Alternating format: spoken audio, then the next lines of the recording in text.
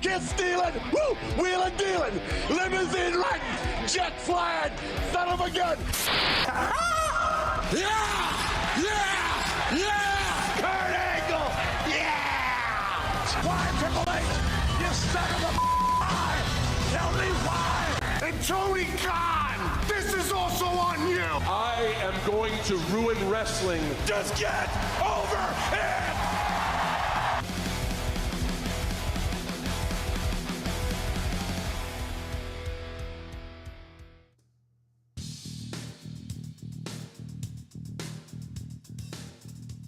What is up? What is up? What is up, ladies and gentlemen? It is yours truly, Flamin' Ricky Gervais, right here on episode 6 of the WrestleHavoc podcast. It is Sunday, June 1st, 2025. It is already the month of June. It's crazy. 2025 is going by super quickly. Like, super quickly. I'm only 23 years old, but I feel like I am getting old already. Like 2015 was 10 years ago. 2015 was 10 years ago. Think about that.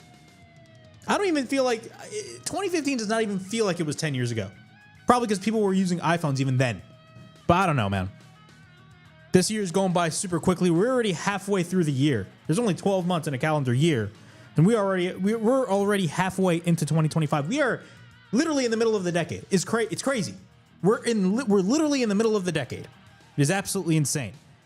But we got a lot of things to talk about on today's, I should say, edition of the WrestleHavoc podcast. Of course, we're going to be talking about the big news. And if you guys don't know, you should know. R-Truth, from what it looks like, has been released from World Wrestling Entertainment. He's being let go by WWE. He actually took to Twitter and informed all of us that he was getting released from the company, that they were not going to be renewing his contract. So we are going to be talking about that.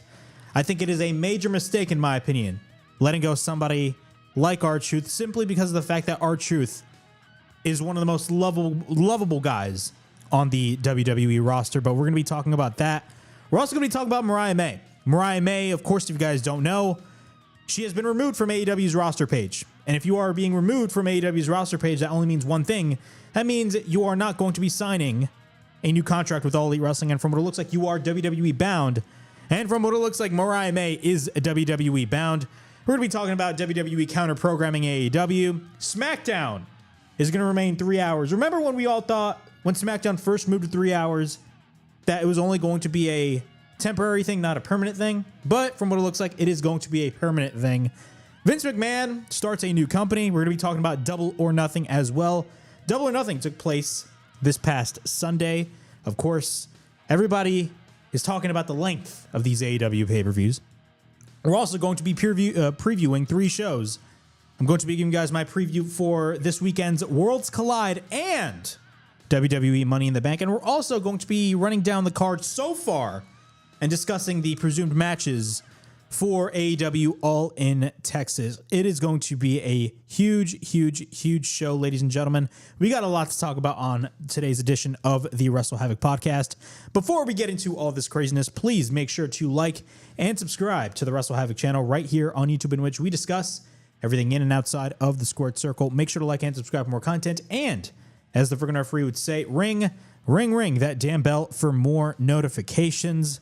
Also, if you guys are checking out the WrestleHavoc podcast, the WrestleHavoc podcast is not only on the WrestleHavoc channel, it is also simulcast on the WNN Facebook page and YouTube channel, the World News Network. So if you guys are watching the WrestleHavoc podcast via WNN, I thank you guys so much. But without any further ado, let's get straight into talking about our main topic. And our main topic is going to be talking about R-Truth. R-Truth is our main topic for this edition of the show. This is huge news, guys, considering R-Truth was he just had a major match with John Cena last Saturday at Saturday Night's Main Event. Ron the Truth Killings, or Ron Killings, which is his real life name, he took to Twitter and informed all of us that he's getting released from WWE. In a tweet by Ron Killings, he stated, and I quote, I'm sorry to inform you all, I just got released from WWE. I want to thank WWE for the ride, but mostly I want to thank each and every one of you who was along for the ride. Thank you for all the love, support, and appreciation you have given me over the years. Thank you, and a praying emoji. Now, this took the wrestling world by storm, considering everybody loves R-Truth. Everybody, I don't care who you are, loves R-Truth. We all know R-Truth is super talented at what he does, but this came to a shock to a lot of people, including myself. And the reason why I say that is because of the fact that, again, R-Truth just wrestled John Cena this past Saturday at Saturday Night's Main Event. Hell, he even made appearances, I believe, on SmackDown. No, I believe it was either Raw or SmackDown. I actually didn't finish watching SmackDown this past Friday. Number one, I just can't stand watching SmackDown considering SmackDown is a 3-hour show, but that's besides the point. But again, R-Truth literally made an appearance just days ago, like just a couple of days ago. And all of a sudden he's being informed by WWE that he got released from his contract, or WWE is not going to be renewing his contract. They're not going to sign him to a new deal. What are my thoughts on this whole scenario? Number one, this sucks. This sucks. And to me, it's a major mistake on WWE's end, but I will continue to give my thoughts. In an update by PW Insider has been told that Truth's tweet is accurate, that his current WWE deal will not be renewed, and he is exiting. Truth's WWE run dates back to 1999 when he was first signed to a developmental deal.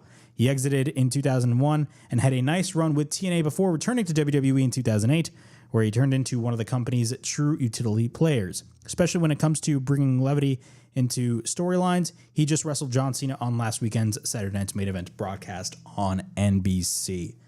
So yeah, R-Truth is not getting renewed by WWE, and he's essentially gone from the company. Overall thoughts on this?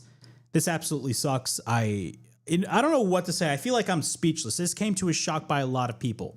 Number one, out of all the people that you release somebody that brings a sense of joy into the locker room, that being R-Truth. Because I don't care what anybody says. R-Truth is 100% a likable guy, like one of the most likable guys in the locker room. Literally one of the most likable guys in the locker room. There is not a bad word to be said about Ron Killings. Not a bad word, not a peep. Not only that, he just wrestled John Cena this past Saturday at Saturday Night's Main Event. And now he was informed today by WWE that he's going to be gone from the company. This only stems on one thing. And unfortunately, I'm going to have to bring them up because I always bring them up, but it's TKO. They're essentially cutting costs. From my assumption, what I think happened was they saw how much he was making. And they viewed him as, hey, this guy is expendable. We can cut him. Or let's just not renew his contract because we're not going to give this guy more money. Because you know how TKO operates, or Endeavor operates. Especially ever since they took over WWE.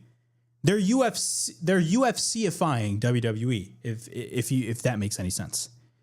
They're UFC-ifying WWE. They're going to look at any single metric that they think is wasting money on their end, and they're going to look at that and be like, you're gone. And that's unfortunately what happened to R-Truth. That's what happened to Braun Strowman as well.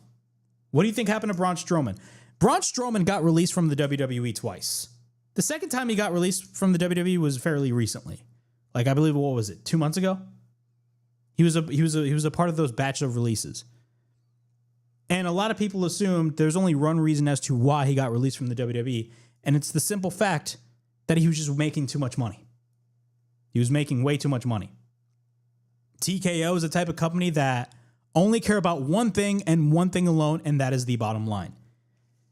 You know, I've tweeted this out, and I stated this on Twitter today. There's nothing wrong with making money, by the way. There's nothing wrong with making money. If anything, that should be the number one thing to any business. If you are running a business, that your number one priority should be the bottom line, 100%. But if you do it at the expense of the talent, and if you do it at the expense of the fans and the people that buy your product, that's where I draw the line. And that's what TKO has been doing ever since they took over the WWE. And it's very notable, especially in this day and age. A lot of people are saying, why don't we blame Triple H? Do you think Triple H has anything to do with these releases? I don't know. Maybe he does, maybe he doesn't. I have no idea. But Triple H is only at the head of creative. He answers to the people at TKO. I think TKO are the ones making the decision. I may be totally wrong. But, I mean, you've clearly seen TKO's motives ever since they took over the company. You see there's sponsors all over the ringside area, sponsors on the ring mat, which, by the way, again, I have no problems with sponsors on the ring mat. If one of your issues is sponsors on the ring mat, you're clearly the problem, because if you're somebody that complains about that and watches New Japan, you are clearly hypocritical. Because New Japan has sponsors all over their ring mat, but literally almost every segment would be commercialized. Like if you watch a PLE, everything is sponsored. You can tell they will literally sponsor anything and anything, everything and or everything. It's insane. It's gone way too much. I understand, again, WWE is a business, but it's gotten to the point where it's starting to affect, your viewing of WWE. And it unfortunately sucks, in my opinion, but it is what it is. But out of all people to release, they released R-Truth.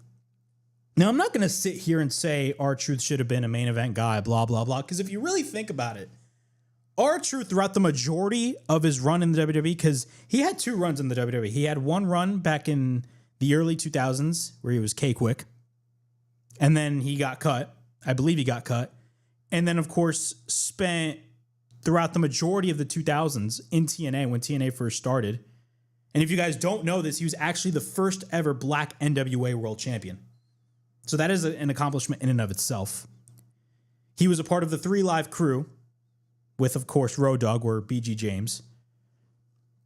And, of course, he did his own music. And then he left TNA and ended up going back to the WWE, and he's been there ever since. Was R-Truth ever a main event guy? In the eyes of WWE, no. And if you really want to look at it in the eyes of the wrestling fan, he wasn't really a main event guy either. And look, he did have his heel run in 2011. And I remember his heel run back in 2011 vividly. I was a big fan of R-Truth. Lil Jimmy, you gonna get got. I remember that. I loved heel R-Truth. I just did. But after that, he was just a comedy act on WWE programming. But he wasn't just any comedy act on WWE programming. He was actually a funny comedy act on WWE TV. And he's evolved with his comedy acts. He always played the dumb gimmick. There's 5 guys in a tournament to determine who's the new champion.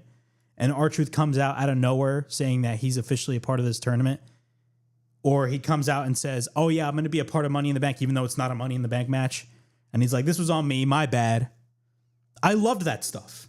R-Truth was really entertaining. When they brought in the 24/7 championship, and look, I was very critical of the 24/7 championship simply because of the fact that it was just a stupid idea. But R-Truth made that stupid idea work, and he made it entertaining to watch. Even though it was very repetitive, R-Truth made it work. His work in the Judgment Day this past year, don't even get me started. Him officially, quote unquote, being a part of the Judgment Day, even though he wasn't, was hilarious television. His work with John Cena fairly recently was really good too. Even though I wasn't as excited for John Cena versus R-Truth at, Saturday night's main event, I understood why they booked the match. But when it comes to that, we look back at that and we were like, wow, could WWE or R-Truth have known that they were going to eventually release R-Truth? Or could WWE have known that they were going to release R-Truth? Or R-Truth could have known that he was going to get released, and WWE gave him a quote unquote proper send off with this match with John Cena that he had this past Saturday on NBC. I don't know. But I will tell you one thing. In my opinion, this was a major mistake on WWE's end. Out of anybody that they could have released, they released the one guy that was literally like the shining light of the entire locker room, that being R-Truth. There's not one bad thing to be said about R-Truth at all. Not a peep.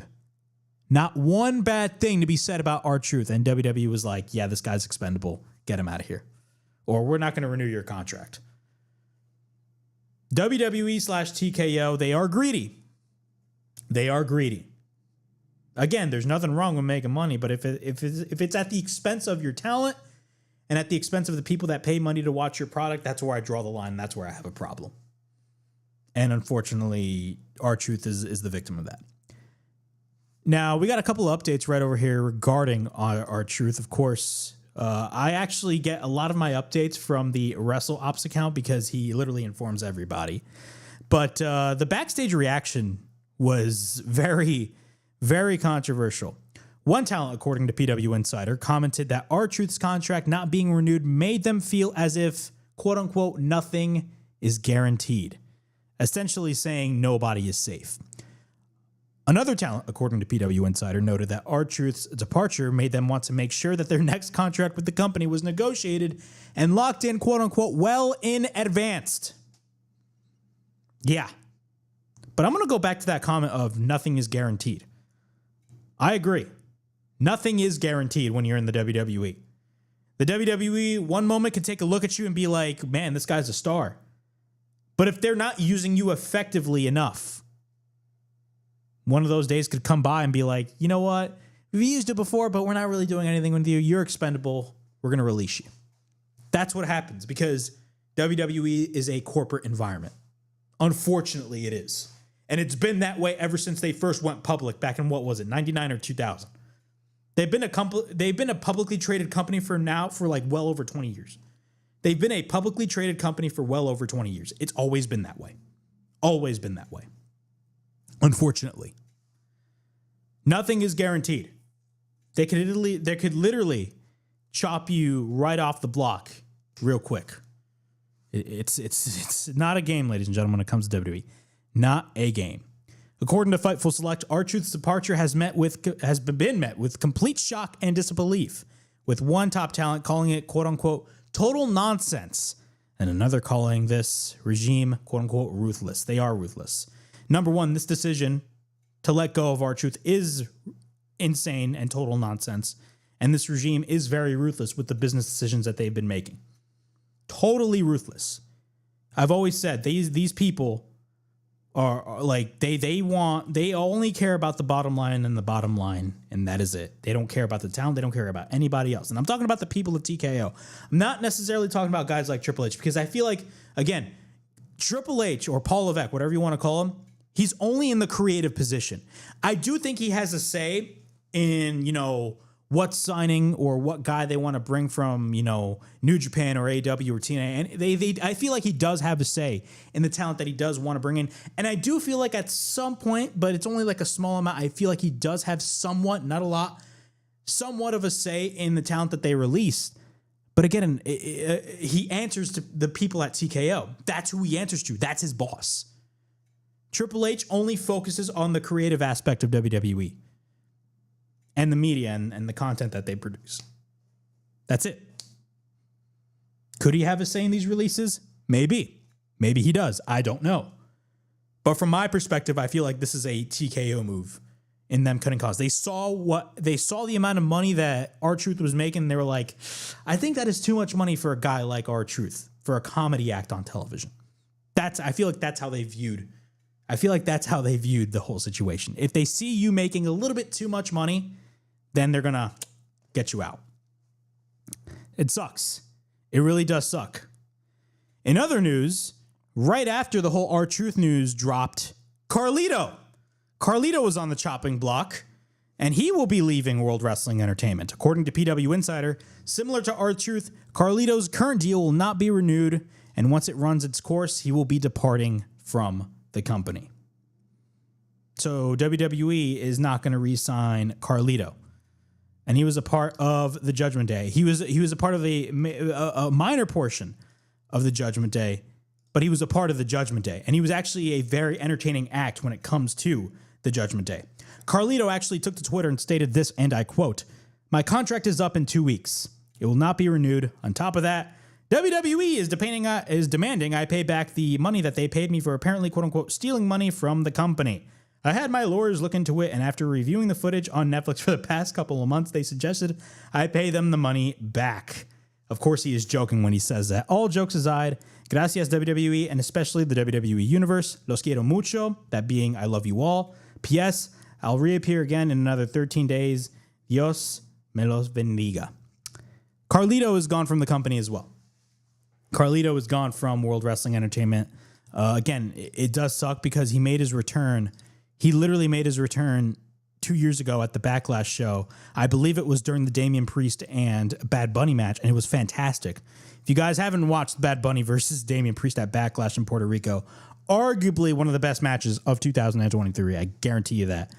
But still, man, it really, really, really does suck that not only, the contracts of both R-Truth and Carlito are not going to be renewed. What's even worse is that, in my opinion, from what I see, and from the motives that TKO has been really, having recently, number one, if there's anything that I can take away from this whole situation is that they just view guys like R-Truth and Carlito as just expendable. They don't really view anything in them. And especially with the news about WrestleMania 42 being pulled out of New Orleans and most likely they're going to be headed back to Las Vegas. Clearly that was a money move on TKO. Clearly that was a money move. And if anything, I could make the argument that they screwed over New Orleans when that happened. They essentially screwed over New Orleans. I don't care if anybody says, "Oh, but they did it the legal." No, they screwed over New Orleans. Because they made the announcement that WrestleMania was going to be in New Orleans only a couple of months later to be like, you know what, we got a better offer somewhere else. We're just going to pull out and you guys get money in the bank instead. We're going to go back to Las Vegas because Las Vegas paid us more money. That's exactly what happened. The moves at WWE/TKO, and it's really TKO because they do this with the UFC as well. I mean, dude, they are just money hungry. They're fueled by greed. That is the definition of TKO. They are fueled by greed. And R-Truth and Carlito were the victims of that, unfortunately. And they lost their jobs. Now, what is R-Truth? Primarily R-Truth. I mean, Carlito's going to be fine. I see him going to possibly like maybe TNA or maybe Wrestle Indies, but Carlito's going to be fine. But what is R-Truth going to be doing? I mean, how old is R-Truth? I believe R-Truth is like, 53 years old? He doesn't age. He does not look like he's 53, but he's been wrestling for well over 20 years. He's been wrestling for years at this point. He's 53 years old. Now, I'm not going to sit here and say that R-Truth, he's going to be job. No. But, what do I think R-Truth is going to be doing? What do I think R-Truth is going to be doing? I think a lot of people are immediately assuming AEW, and I tell people this all the time. Just because you get released from the WWE doesn't guarantee you success if you go to AEW. We've seen many instances of guys going to AEW and not be successful there. The grass is not always greener on the other side. The grass is always green where you water it. That's a very important quote that I just stated right there. A very important quote. The grass is not always greener on the other side. The grass is only greener if you water it. And a lot of guys, unfortunately, that go to AEW don't become successful. Look at Malachi Black. Look at Andrade. Look at Miro. He was successful at first, but then he kind of fell by the wayside. I think it's a situation in which AEW, some wrestlers fit in AEW, some don't. Some fit better in the WWE environment than in the AEW environment. That's what I see. But I don't see Ron the Truth Killings coming into AEW. I just don't see that being the case. Could I see him making a return to TNA? Absolutely. After all, he dealt with the previous regime, not the current regime. TNA, the management in TNA is not the same management that was in TNA over 20 years ago. It's not. It's a different regime. Anthem is running TNA. But R-Truth could be the perfect fit he could be a perfect fit for TNA. A perfect fit, because it could also be a homecoming of some sorts. It could be a homecoming of some sorts. Or could R-Truth just wrestle on the indies? Because I don't care what anybody says. If R-Truth hits the indies, dude, the guy's going to get booked everywhere. He's going to get booked everywhere. Everybody's going to want to book R-Truth if he wrestles in the indies. Everybody. I'm talking about GCW, Progress, all these indie federations, they are going to book R-Truth or Ron Killings. Everybody's going to sign, or not sign this guy, but book him on an indie show. Dude, the guy can easily market himself so well on the independents. Look at guys like Matt Cardona. When Matt Cardona got let go by the WWE, what was it, 2020? 2019, 2020? He went straight to GCW and literally became the talk of the entire wrestling industry after beating Nick Gage. I always mention that. There's always hope for you. Look, just because you get released from the WWE doesn't mean the end of your story. It's actually a blessing in disguise. I mean, R-Truth, I don't know. We don't know what R-Truth wants to do with his career. For all intents and purposes, he probably wants to retire. We don't know. But I could definitely see R-Truth either wrestling in TNA or in the indies. And he'd be successful in all of those aspects. In all of those areas, he would be successful. The next project or the next thing that R-Truth is going to be doing for his career, he's going to be 100% successful at it because he's that damn good at what he does. Those are my thoughts on R-Truth. All right, moving on the WrestleHavoc podcast. Of course, it is Sunday, June 1st, 2025. Bro, we're already like 30 minutes into this podcast, and we were just talking about R-Truth because, again, it was the talk of the entire wrestling industry. But, man, our next story, we're going to be talking about Mariah May. Of course, Mariah May is the former AEW Women's World Champion. And from what it looks like, she is gone from All Elite Wrestling. I'm reading this from 411 Mania's website. PW Insider is reporting that Mariah May has parted ways with AEW as her profile has been removed from the company's roster page. That usually happens when somebody leaves the company and are a free agent. WWE sources noted that she's expected to start there soon. Fightful Select confirms that in May, or I should say that May, not in May, Mariah May is indeed WWE bound, and their sources noted that WWE had interest in her as soon as they heard that she was available. No shocker, because she is a star. Of course, they can't contact talent unless they are free to actually sign.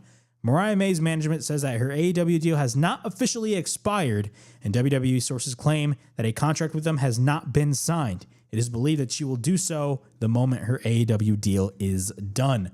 Most people in AEW expected that she would move on to WWE following the Hollywood ending match with Toni Storm earlier this year, which, by the way, was a fantastic match. You can call that the match of the year, or that can be in discussion for the match of the year, because that match was fantastic. But of course, following the Hollywood ending match with Toni Storm earlier in the year at Revolution, the most surprising part of her leaving AEW was that her contract was only for 2 years with no additional option year. Now you got to take that into note. It was only for 2 years with no additional option year. Gee, I wonder why. Now, from the stories that I hear, Mariah May seems like somebody whose dream it was to wrestle for WWE. That's the story going around. She's always wanted to go to the WWE. Because if you really think about it, that is the end all be all. The WWE is the industry leader. You know, some people, prefer to wrestle in organizations like TNA or New Japan or AEW. But let's be honest, the WWE is the creme de la creme. It's the industry leader. If you are a wrestler and you are striving not to wrestle at a WrestleMania, I am sorry, but you are in the wrong business. It's like saying you want to be a pro wrestler, but you don't want to be the world champion. It just makes no sense whatsoever. Every single wrestler wants to either A, wrestle for the WWE, or B, be a world champion. Okay? And Mariah May is one of those people. She eventually used AEW to her advantage, and it was a smart business move on her end. Now, before I get into more talk about Mariah May, about, what she's going to be doing next, what were my thoughts on her AEW run? Because she had a very, quick run in AEW. She's been there for a little over a year. But what were my thoughts on Mariah May's run in AEW? Her run was fantastic. For the time that she was there, she used her time in AEW wisely, and they booked her tremendously well. AEW booked her tremendously well. The whole Mariah May and Toni Storm storyline started all the way back when she first joined the company. The storyline was she was a huge fan of timeless Toni Storm, and they partnered Toni Storm with Mariah May. Now, you as a wrestling fan, seeing situations like this before, you already know what's going to happen. There's going to be the eventual split. Wrestling 101, it always happens.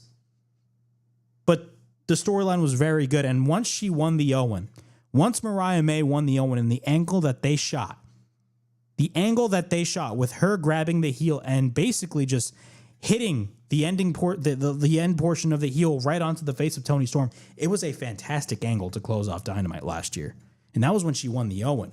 And of course, it led to her winning the AEW Women's title All In at Wembley Stadium. She won the AEW Women's World Championship at Wembley Stadium in front of 50,000 people. In front of 50,000 people. What a thing to add to your resume, right?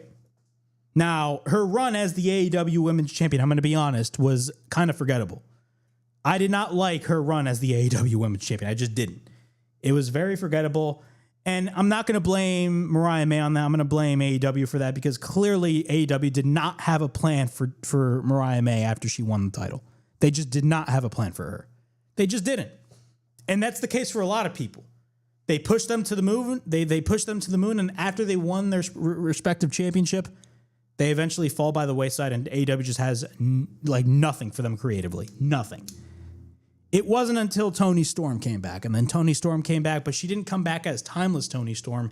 She came back as the old Toni Storm, pretending that she was, just making her debut with AEW, which was such an interesting storyline. And then she kept that way up until, of course, she eventually revealed herself as timeless Toni Storm. And they did that on a Collision. They didn't even do that on a Dynamite. They did it on a Collision, which is very weird because they could have done it on Dynamite and it would have been huge. But, they did it on Collision. I say that because more people watch Dynamite than they do. I don't even watch Collision because to me, Collision is just not interesting. AEW doesn't give me anything on Collision. I'm sorry. If you want to watch AEW, you can just watch Dynamite and you'll be set. You'll be set. Not to say that there's bad stuff that happens on Collision. I'm just saying you'll be set if you just watch Dynamite. But they did the whole reveal. I believe they wrestled at, of course, Grand Slam Australia, and that was where Toni actually won the women's title. Yeah, that was where Toni won back the women's title from Mariah May at Grand Slam Australia. And then, of course, they had the rematch, the Hollywood ending at Revolution. And I don't care what anybody says. The Hollywood ending match between Toni Storm and Mariah May should have main evented that show. I was actually against that.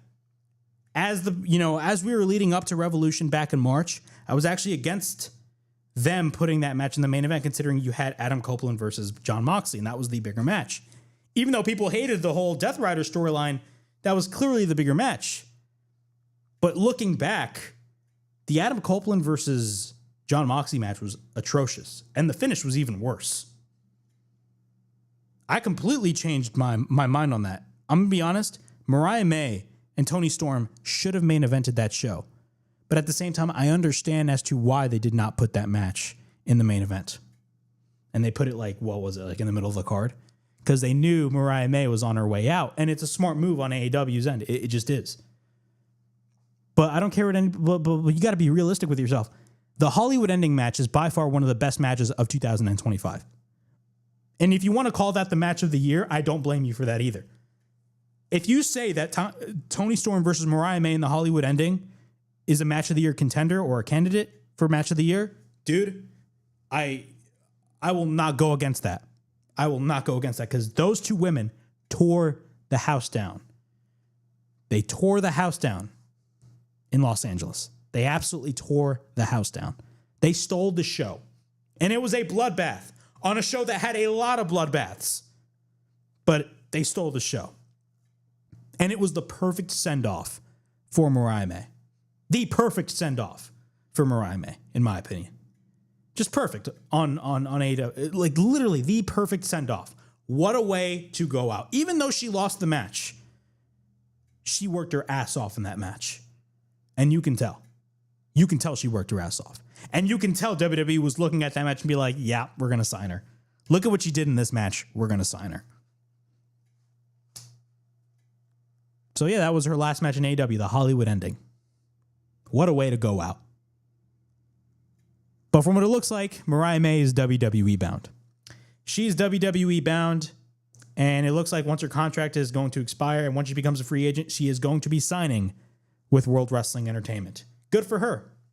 Good for her. She absolutely deserves it. She deserves it. If she wants to go to the WWE, let her go to the WWE. Let her go.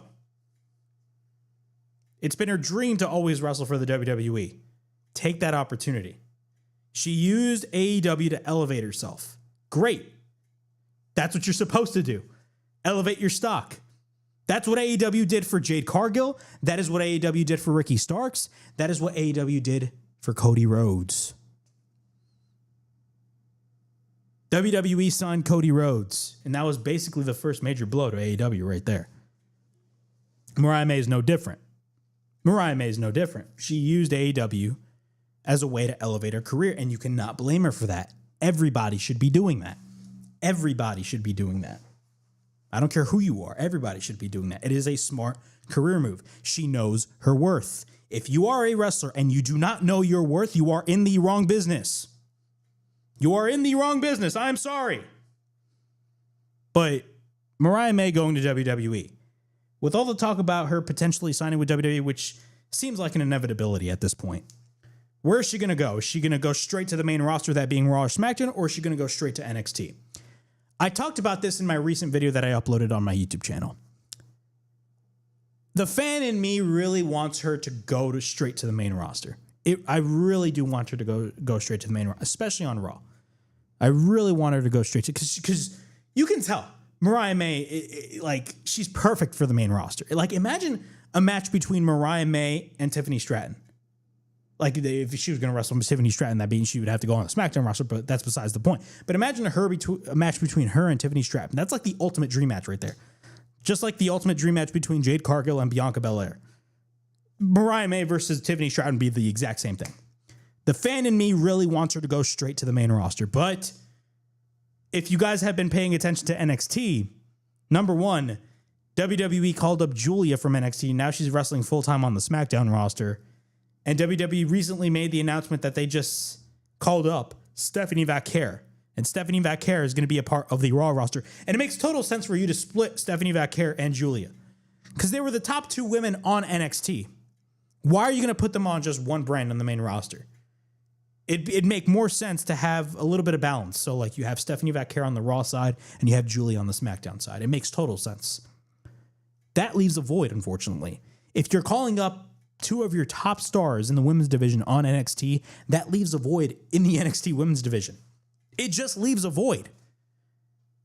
It's the perfect like, Mariah May is the perfect candidate to fill that void for the NXT women's division. Imagine Stephanie Vaquer as the top female on Raw, Julia as the top female on SmackDown, and Mariah May as the top female on NXT. Dude, that's crazy. Three of the best women's wrestlers in the world are, like, at the top of their respective... Bro, it's such a cool thought to think. You know what I'm saying? Mariah May, if you look at it from a business perspective, it makes more sense for her to go straight down to NXT because, again, there is a void to fill in the women's division. I mean, for God's sakes, Stephanie Vaquer just dropped her NXT women's title this past Tuesday on NXT. So, again, Mariah May is WWE bound, and from what it looks like, she's probably going to be going to NXT. And NXT is the perfect spot for Mariah May. The perfect spot. I mean, you still got Jordynne Grace there. Like, bro, imagine a match between Mariah May and Jordynne Grace. That'd be something. I'd be excited about that. I don't care what anybody says. I'd be excited about that. Not only that, Mariah May clearly looks like a star. Clearly looks like a star. You can market around Mariah May 110%. 110%. That's what I see happening. But from what it looks like, Mariah May has gone from the AEW roster. She's no longer going to be a part of AEW. She had her run in AEW. She had a great run in AEW. For the amount of time that she was there, she had a phenomenal run in All Elite Wrestling. But from what it looks like, she's going to be leaving AEW and she's going to be WWE bound, and she's going to be signing with WWE once she becomes a free agent. All right, before we continue on with the WrestleHavoc podcast, of course, please make sure to like and subscribe to the WrestleHavoc channel right here on YouTube, in which we discuss everything in and outside of the squared circle. Make sure to like and subscribe for more content. And as the friggin' referee would say, ring that damn bell for more notifications. Of course, if you guys are watching the WrestleHavoc podcast, it is episode 6 of the WrestleHavoc podcast. It is Sunday, June 1st, 2025. Before we get into all this craziness, of course, just to let you guys know, the WrestleHavoc podcast is not only just on the WrestleHavoc channel, it is also simulcast on the WNN World News Network Facebook page and YouTube channel. So if you guys are watching via WNN, I thank you guys so much for watching me. Again, man, we're growing strong. We're growing strong with this podcast. So let the word out. Let the word out, ladies and gentlemen. All right, continuing on with the WrestleHavoc podcast. Of course, we are going to be talking about WWE and their counter programming because, of course, AEW is not competition, right? They always say that. They always say AEW is not competition to them, yet their motives and their actions say otherwise. Meanwhile, you have guys like Nick Khan who are completely ignoring Tony Khan and only mentioning his father. Wow. Wow, interesting. But, of course, if you guys don't know, All In, AEW's biggest show of the year, of course, is going to be taking place on Saturday, July 12th. It's going to be at Globe Life Field. And we already know the main event. We got 2 matches officially announced for All In. Jon Moxley versus Hangman Page for the AEW World Championship, and Mariah May versus Toni Storm for the AEW Women's World Championship. Those are 2 big, and trust me, from what it looks like, the presumed card for All In it's a freaking banger. I don't care what anybody says. But WWE, man, you know, they're a petty organization. They are still petty, even though they're under new management. They are still a petty organization, and they will not rest. They will not rest. You know, they're a company that is opening their arms to everybody. You know, hey, you can come partner with us. You can come partner with us. We want to do business with you. But of course, you know, this organization is non-existent. This what is it? All Friends Wrestling. This All Elite Wrestling. Yeah, it's non-existent. Well, if you guys don't know, AEW All In has competition with 3 shows. That being, if you guys don't know, WWE announces a massive takeover in Atlanta on Saturday, July 12th and Sunday, July 13th. Of course, I'm going to read this press release from WWE's website. As announced in Saturday's broadcast, WWE will host a multi-event weekend takeover in Atlanta on Saturday, July 12th and Sunday, July 13th, featuring Saturday night's main event, Evolution, which is the all-women's pay-per-view, and the Great American Bash. That's, of course, the NXT special. As part of the takeover, State Farm Arena will host the NBC Primetime special, Saturday night's main event, on Saturday, July 12th, and Evolution, the groundbreaking all-women's premium live event, which originally debuted in 2018, on Sunday, July 13th. Now, I'm going to stop right there. The original rumor was that Evolution was actually going to go head-to-head with All In, because if you guys don't know, AEW moved the start time from All In, I believe, from 8 p.m. to 3 p.m., knowing that if they stayed at the start time of 8 p.m., they were going to go head-to-head with Saturday night's main event. And you really don't want that. It's just a bad look, especially if it's your biggest show of the year. And there was a lot of talk of WWE potentially counter-programming AEW All In with the all-women's show Evolution 2. But from what it looks like, that is not going to be the case. Evolution is actually going to be taking place the next day. Additionally, the Great American Bash will emanate from Center Stage Theater, formerly the home of WCW Saturday Night, on Saturday, July 12th, prior to Saturday night's main event. So, even though AEW moved All In Texas from 8 p.m. to 3 p.m., they're still going to go head-to-head with the WWE show, and they're going to go head-to-head with the Great American Bash. Additional information regarding individual tickets for Saturday night's main event, Evolution and the Great American Bash, will be announced on a later date. And, of course, they talk about all the ticket information. What are my thoughts on this, man? What are my thoughts on this? WWE is going to do what WWE wants to do. And there's nothing that can change their motives. I don't care what anybody says. There's nothing that can change their motives. And unfortunately, it sucks. It really does suck, but it is what it is. But in my opinion, I will say this. I think it's very hypocritical on WWE's end to like open their arms to all of these other different organizations. Because if you noticed, partnerships are running rampant between both WWE and AEW.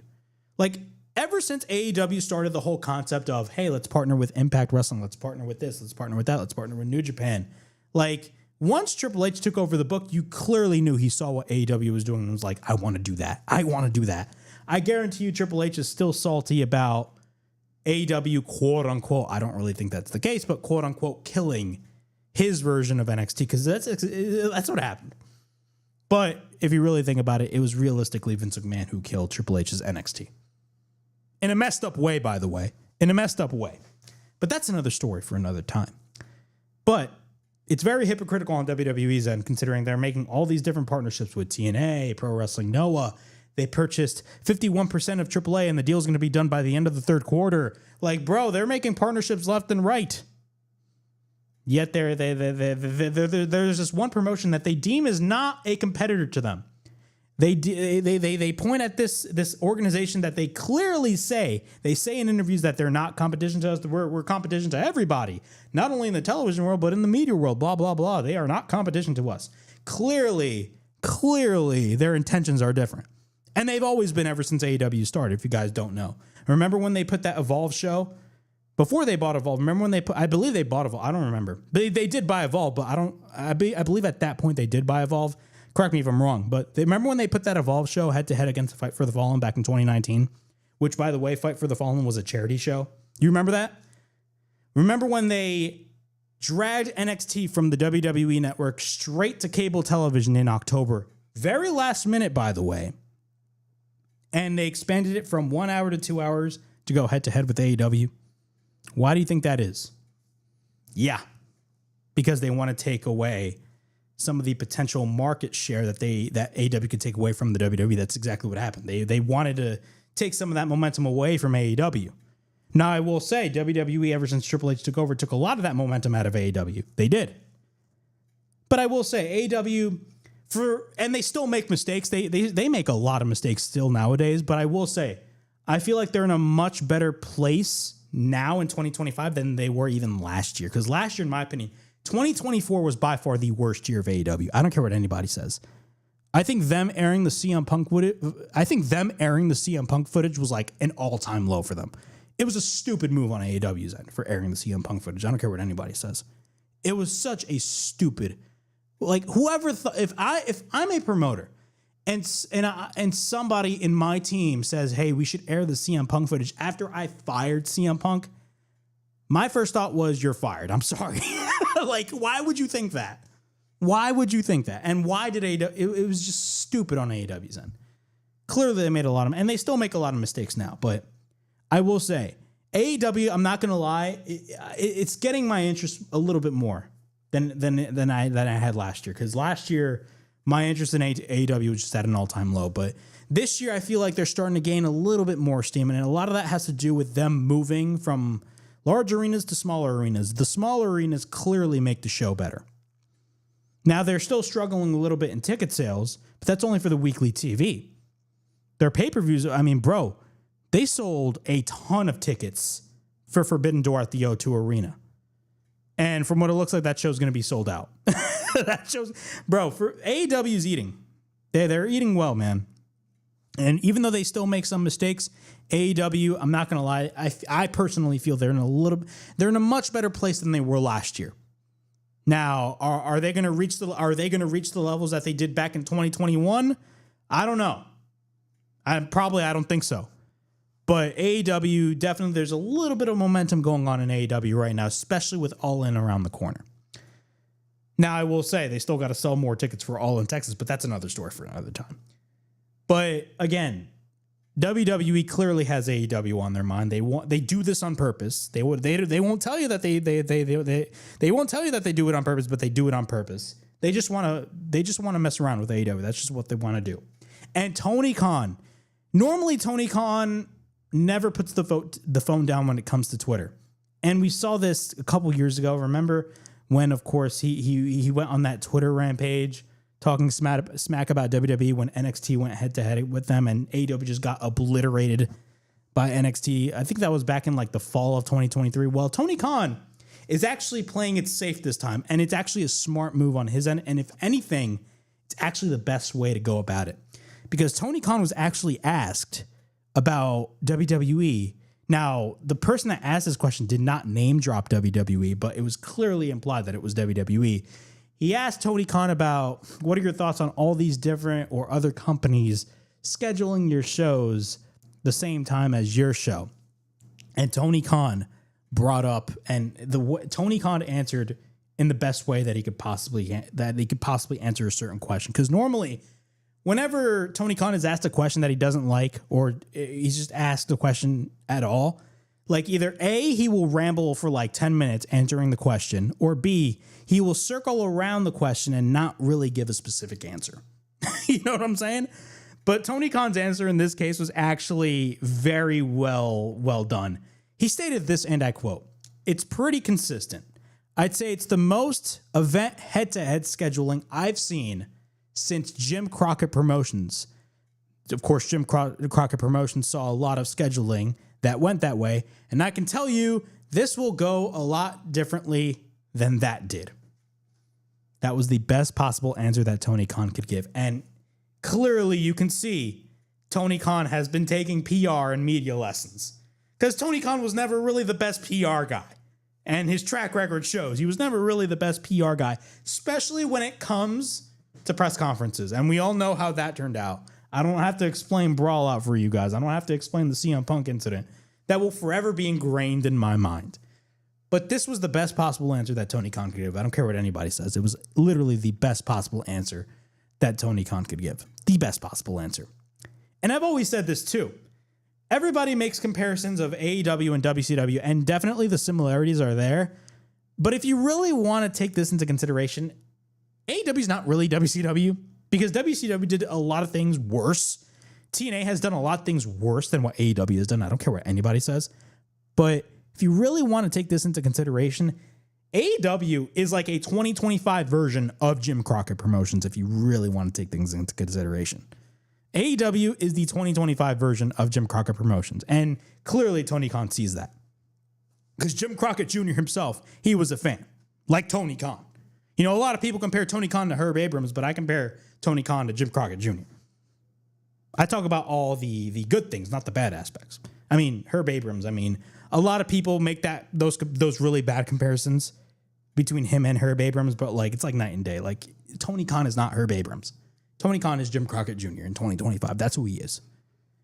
But Tony Khan's answer was fantastic. Continuing on with the whole counter programming and not having AEW on their mind. According to WrestleVotes, they were told that WWE has an interesting location lined up for an upcoming NXT TV. Tuesday, August 19th at the 2300 Arena. Now, why is that so special? Well, AEW actually, I believe a couple of weeks ago, announced a residency. They will have a residency at the 2300 Arena in Philadelphia. If you guys don't know, the 2300 Arena is the former ECW Arena. Starting August 27th, starting on the August 27th episode of Dynamite, and it will be consisting of 7 events through September 11th. WWE hasn't announced the show yet, but they have this location announced for NXT Tuesday, August 19th at the 2300 Arena. That show just happens to take place 1 week before AEW runs the 2300 Arena. Yeah. So clearly AEW is on the mind of WWE. WWE has AEW in mind. They booked an NXT show 1 week before AEW has their residency at the 2300 Arena. What in the world, bro? Are you that petty? It is insane. Are you that petty? It's hilarious. This is for the company that says, "Oh yeah, we're not competition to them. We're not competition at all." Clearly, you think otherwise. It's just an embarrassment, in my opinion, but it is what it is. All right, moving on. Continuing on with the WrestleHavoc podcast, we're going to be talking about SmackDown for a little bit. SmackDown, of course, SmackDown by far, I don't care what anybody says, is the worst wrestling show of the week. And I watch Raw, Dynamite, and SmackDown. I'm actually starting to watch NXT, and I'm actually enjoying NXT. And I'm contemplating on possibly starting to watch TNA more often, because TNA, they have a lot of things going on. I mean, Santana is the man. Santana's the man. And he will be TNA World Champion, but that's besides the point. SmackDown is by far the worst wrestling show of the week. I don't care what anybody, like, bro, how many times do I have to say it? I don't care what anybody says. But still, SmackDown is the worst show of the week. And a lot of that has to do with the 3-hour format. Now, originally, we all thought that the 3-hour format was only going to be a temporary thing, not a permanent thing. But from what it looks like, unfortunately, SmackDown is reportedly remaining at the 3-hour mark for the quote-unquote foreseeable future. I am reading this from F4W Online. 3-hour SmackDowns on Fridays aren't going away anytime soon, according to a new report by WrestleVotes. The outlet reported Thursday that for the quote-unquote foreseeable future, SmackDown will remain a 3-hour show in a change from their previous plan, as USA, that being NBC Universal, is satisfied with the performance in the 3rd hour. The two sides reportedly had agreed to a final 3-hour runtime on Friday, May 30th, but plans changed. WrestleVotes noted that it's a fluid discussion about the length of the show and that a return to 2 hours could take place as early as this fall. Originally, I believe we were supposed to get SmackDown back to 2 hours starting, I believe, in June. As recently as early May, Paul Triple H Levesque had said that the 3-hour format was only temporary, and he said that on the Pat McAfee show, by the way. That followed a January Pat McAfee appearance, you see what I mean, where Levesque said the same thing. For the first time since 2019, the Blue Brand, returned to the USA Network last September as part of the 5-year deal worth $1.4 billion. In total, that includes 4 Saturday Night's Main Event specials on NBC and Peacock per year. Yeah, what are my thoughts on this? This sucks. This sucks, man. Dude, I cannot tell you. I don't care. Like, dude, I cannot tell you, bro, but SmackDown, in my opinion, I haven't been watching SmackDown throughout, like, the past couple of weeks. I've only been watching highlights and really the only important things that happened on the show. Like, of course, the return of the Wyatt Six. John Cena, whenever he shows up on SmackDown, I will watch. But realistically, everything that happens on SmackDown, to me, is just not interesting at all. Again, it is the worst 3 hours of wrestling that you could watch. Any wrestling show, and I'm talking back in the days of WCW because they did have 3-hour Nitros or, a 3-hour Raw every single week. Dude, that's just overkill.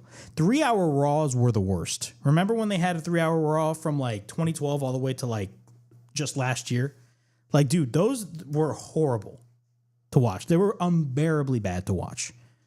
Unbearably bad. And I'm talking about like 2018, 2019, 2020, 2021. Like, those were bad years.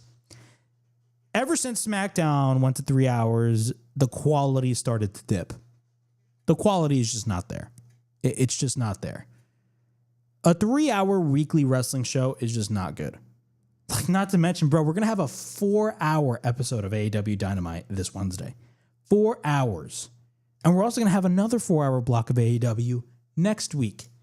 We're going to have 2 4-hour back-to-back blocks of AEW Dynamite.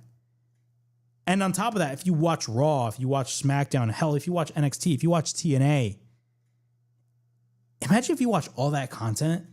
Like, dude, what is wrong with you? Like, bro, I can't watch. I just can't. It's unbearably bad. I cannot watch SmackDown. I only watch the important parts of the show, but I cannot watch SmackDown. And a lot of that has to do with the 3-hour format. It just drags. It drags, bro. I can't stand to watch 3 hours of SmackDown. I just can't. Like, I'm literally on my phone to see, literally, to check on the time. To literally check on the time. I'm like it's like 9 o'clock, and I'd be like, oh, what time is it? Oh, it's only 9:20? It felt like an hour. It's only 9:20. And I have to wait. I have to watch the show until 11 o'clock? Yeah, not for me.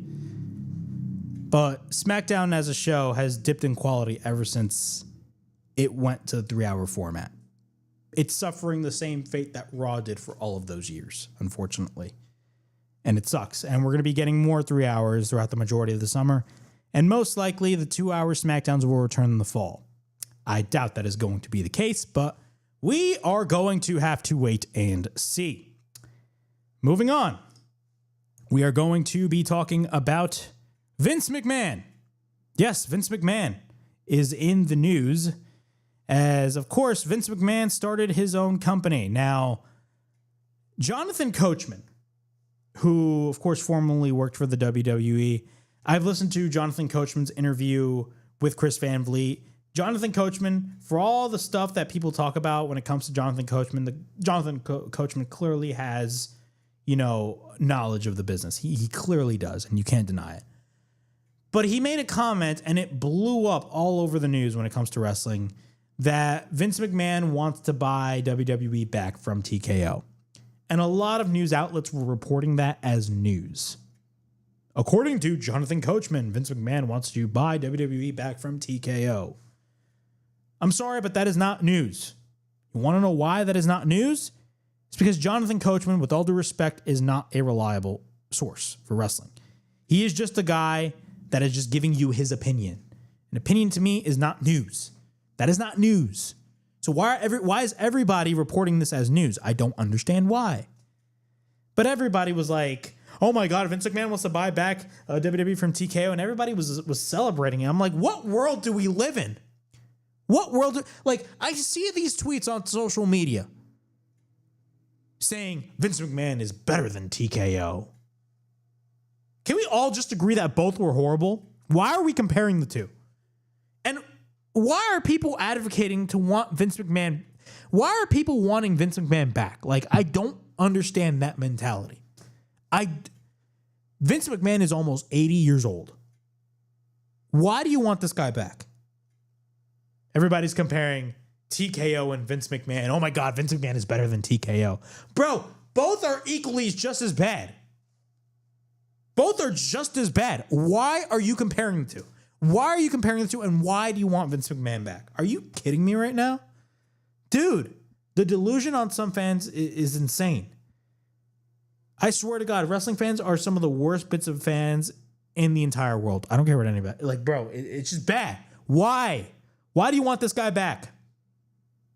Not to mention, if you want Vince McMahon back, you are clearly asking for a PR disaster. That's what you want. But I digress.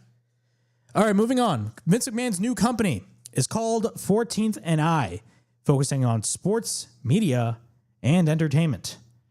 So I'm reading this from WrestleHavoc. Vince McMahon has launched a new business venture, forming an investment firm calling 14th and I, pursuing opportunities in sports, media, and entertainment. Public filings show McMahon registered 3 limited liability companies in Connecticut on September 20th, 2024. Of course, having 3 separate LLCs may be a way to keep different parts of the business, like owning assets, managing investments, and running operations legally and financially separate. All 3 entities were formed in Delaware and list the same Stamford, Connecticut address as the principal office. McMahon, the former CEO and chairman of WWE, is named as the managing member of at least 2 entities, while 14th and I Holdings is listed as a member of others. Of course, Brad Blum, a former WWE executive and longtime ally of McMahon, is the president of 14th and I, according to Blum's verified LinkedIn profile. 14th and I is a private investment firm focused on the sports, media, and entertainment sectors, is how Blum's profile describes the company. We are disciplined, flexible, long-term capital and strategic partner, primarily targeting buyouts/majority deals, as well as a selective growth-oriented minority investments.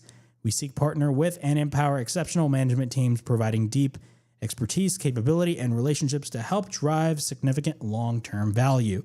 The firm's name appears to be a reference to a location of historical significance for McMahon and WWE.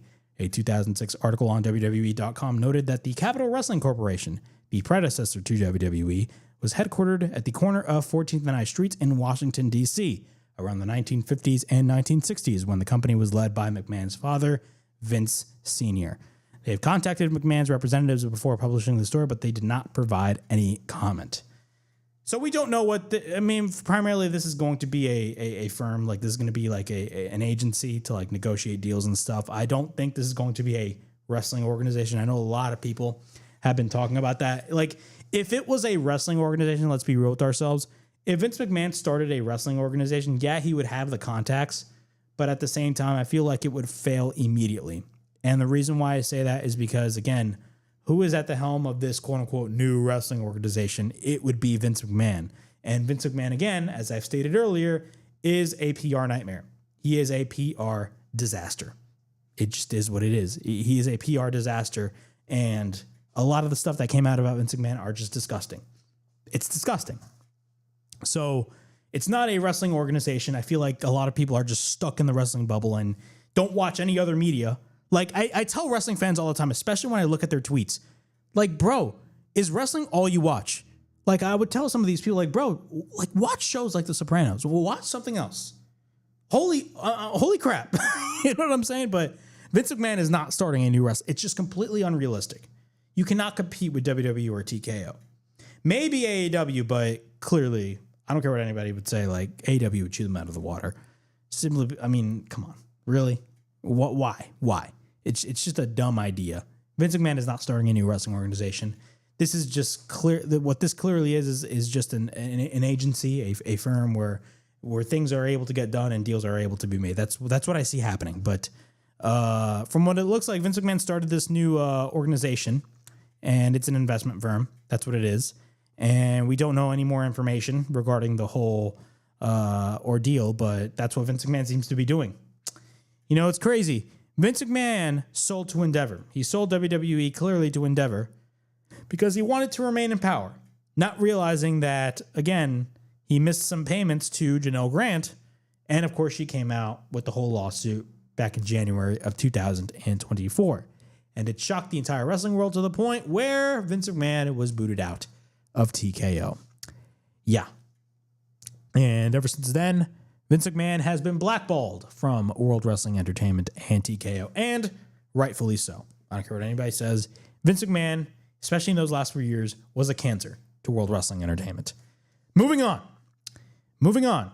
We are going to be talking about Double or Nothing, man. Double or Nothing took place this past Sunday, and that was by far, Double or Nothing was by far the best AEW pay-per-view of 2025. Some might even call it as the best pay-per-view period of 2025. I thoroughly enjoyed Double or Nothing. I 100% enjoyed Double or Nothing for what it was. It was a fantastic show. But before we talk about the show itself, we got to talk about one of my major nitpicks of the show, and that was the length of the show. The length of the show, man. And this is a common criticism that I have when it comes to AEW pay-per-views, but these shows are way too long. Just way too long. A lot of the matches, like, let's be real with ourselves.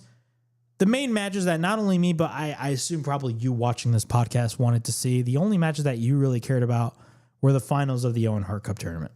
So that being Hangman Page versus Will Ospreay, and of course Mercedes Moné, and of course Jamie Hayter. That's all. And that's all. And Anarchy in the Arena. I'll add Anarchy in the Arena there, which we will talk about later because that was amazing. But those were the only 3 matches that people cared about. Everything else on the card did not need to be on the card. Realistically, a lot of the matches that we saw at Double or Nothing, and I'm not talking about the main event matches, I'm talking about the undercard. A lot of the stuff that we saw on the undercard did not need to be a part of Double or Nothing. And it showed. Because after Anarchy in the Arena, we didn't go straight to the main event. We went straight to the Don Callis family versus the Paragon. What a horrible position to be a part of. Imagine, you're Adam Cole, and you just watched backstage Anarchy in the Arena, and you're like, we have to follow that? Well, unfortunately, they did, and the match was a dud. It was a bathroom break match, unfortunately. And it sucks because I love all the talent that are a part of the Don Callis family, and I'm a big fan of Adam Cole. It's a terrible place to be in, but unfortunately, what can you do? But in my opinion, the length of the AEW pay-per-views, in my opinion, are just horrible. Like, dude, the length of these shows are just way too long. It's so funny. WWE, everybody's complaining about the 5-match format for WWE, but people need to realize that is the format of the WWE takeover shows, of the old NXT takeover shows that Triple H used to book when he was running NXT back in the day. That was the same format. It would be 4 matches or 5 matches on the card, and every single match would be important. But a lot of the problem that people stem when it comes to the 5-match format for WWE PLEs is the fact that we got a bunch of ads and commercials while we're watching the feed on Peacock. And that is a major problem. Major problem. But AEW does the opposite. It's like both are like kind of like juggling. A lot of people complain about the 5-match format about WWE shows. So a lot of people complain about WWE pay-per-views being so short, and a lot of people also complain about AEW pay-per-views being too long. I think AEW pay-per-views being too long is actually a detriment to the viewing audience, in my opinion. I actually think that way because I understand Tony Khan's mentality of, how do I say this? I understand Tony Khan's mentality of, he knows that you are paying $50 for this pay-per-view, so he really has to stack up the show.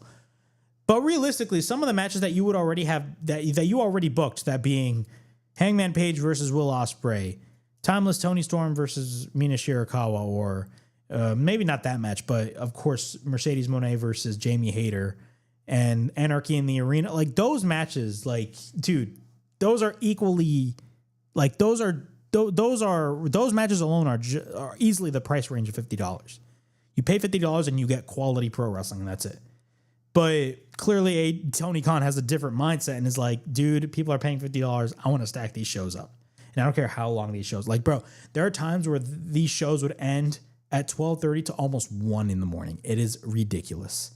Ridiculous. It's way too long, and people get burned out way too easily. And unfortunately, it affects some of the matches, and we definitely saw that with the Don Callis family versus the Paragon.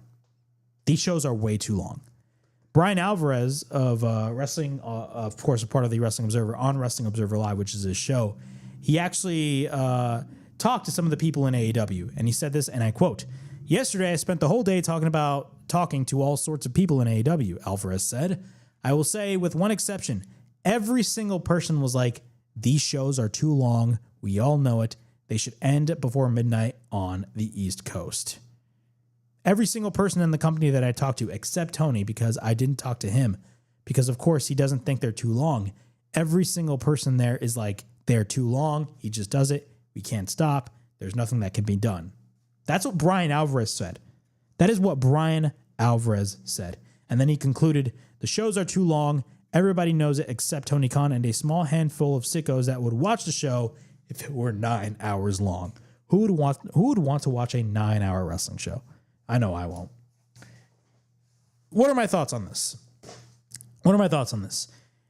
Again, clearly, from what Brian Alvarez stated, and look, I know a lot of people don't like Brian Alvarez, but in my opinion, like Brian Alvarez, even Dave Meltzer, and Dave Meltzer has been getting some stuff wrong, but he does get some stuff right from time to time. They are, to an extent, some reliable sources. But like Brian Alvarez, even like he talked to some people in AEW and says like, dude, these shows are just way too long. And they are way, way, way too long. And that is, again, a detriment to the show itself. And it affects some of the matches that you're booking on the show. But yeah, those are my thoughts on the length for these AEW pay-per-views. But without any further ado, let's talk about Double or Nothing. So Double or Nothing took place this past Sunday. And overall, man, again, as I stated earlier, is one of the best pay-per-views that AEW has booked. I'm going to be real with you guys. It was one of the best pay-per-views that AEW has booked. And in my opinion, definitely the best AEW pay-per-view of the year. The best AEW pay-per-view of the year, bar none. This show is better than Revolution, and this show is better than Dynasty. Like, clearly. And for Double or Nothing, Double or Nothing's track record throughout the years, especially the last few years, I always considered Double or Nothing to be the weakest show of the year. Like I said that back in 2023. I said that last year in 2024. Hell, I even said that in 2022. Yeah. But Double or Nothing, probably one of the better Double or Nothings that we've gotten in recent years. But let's go through the match results real quick. We had Mercedes Moné versus Jamie Hayter in the finals of the Owen Hart Cup tournament. Overall, man, this was a fantastic opening match. Jamie Hayter, I've been very critical of the way that AEW's been booking Jamie Hayter ever since she returned. I mean, for God's sakes, AEW literally had Jamie Hayter returned on the pre-show of All In last year. Like, why would you have Jamie Hayter return on the pre-show? It just makes no sense, but that's just my opinion. But a lot of people wanted Jamie Hayter to win. I included. I really wanted Jamie Hayter to win, but let's be real with ourselves. This is by far probably one of Mercedes Moné's best matches since joining AEW last year. And Mercedes Moné and Jamie Hayter definitely tore the house down. And it was definitely fitting for an opening match, especially for the Owen Hart Cup tournament. Mercedes Moné abruptly got the win against Jamie Hayter. And I didn't really like the finish of the match, but I understood why they had Mercedes Moné go over instead of Jamie Hayter. Personally, I would have wanted Jamie Hayter to go over because we all know Mercedes, like, let's be real with ourselves. Throughout the majority of the Owen Hart Cup tournament, and right after Mercedes Moné wrestled Athena in that amazing match, and they had Toni Storm show up on the crowd and on the rafters, everybody knew that AEW was going to lead towards Mercedes Moné versus Toni Storm at All In. It was bound to happen. So, like, it's no shocker that Mercedes Moné got the win, but again, I would have loved for Jamie Hayter to get to really get that opportunity, but they didn't do it. From what it looks like, Jamie Hayter's now going to be feuding with Tekla, who just made her debut. And let's be real with ourselves, the AEW production team botched Tekla's debut this past Wednesday on Dynamite. But Mercedes Moné gets the win, and she's going to be facing Timeless Toni Storm for the AEW Women's World Championship at All In Texas. FTR defeated Nigel McGuinness and Daniel Garcia. No surprise there. Very random match, in my opinion. Not a bad match, but again, a match that did not need to happen at Double or Nothing. Another match that didn't really need to happen at Double or Nothing, and there's a lot of those matches here that I'm going to be stating that same thing. Ricochet versus Mark Briscoe in a stretcher match. You can scratch that term stretcher because realistically it wasn't a stretcher match. It was an ambulance match, because if it was a stretcher match, you put your opponent on a stretcher and you just, drive them all the way to a written line on the floor. And if they get to that ending line, then whoever, was dragging the other guy in the stretcher wins the match. This was not a stretcher match. You had to win this match by putting somebody in an ambulance. That is an ambulance match. It is not a stretcher match, but whatever. This match was great. Didn't need to be on the show. No, but Ricochet and Mark Briscoe definitely worked their asses off. It was a great match. Ricochet, I don't care what anybody says, Ricochet is doing the best work of his career. Oh, but he's losing matches. Who cares? Y'all, you guys, the people that are crapping on Ricochet, I'm going to say this right here and right now. For the people that are crapping on Ricochet in AEW, for either A, the way he's acting on social media, or B, the way he is being booked on television, if you are complaining about Ricochet, clearly you are one of those people that said, oh, Ricochet needs to better his promos. Meanwhile, Ricochet is literally taking all of that criticism and actually using it to his advantage, because he's actually trying to improve himself in terms of his presentation. He actually has a character now. He is a piece of crap heel. He is a heel. His promo game has been improving drastically. Dude, if you think he's not, clearly you're not a fan of Ricochet, and you never were a fan of Ricochet. But Ricochet, one of the things that is benefiting him in this current AEW run is his character work, because that was something he just never had in the WWE. He never had that character work in the WWE. He does have that character work in AEW. When Ricochet first came in, I literally thought Ricochet was going to be one of those guys that were going to be lost in the shuffle, but clearly that is not going to be the case. I'm going to make a bold prediction right now. Ricochet's either going to win the international title or the TNT title by the end of this year. That's what I see happening. Do I see him going to the World Championship? Probably not. But I do see him winning a TNT championship and an international championship. Give it time. You will like Ricochet. Overall, the stretcher match, or the ambulance match, was fantastic, and I enjoyed it. Ricochet got the win.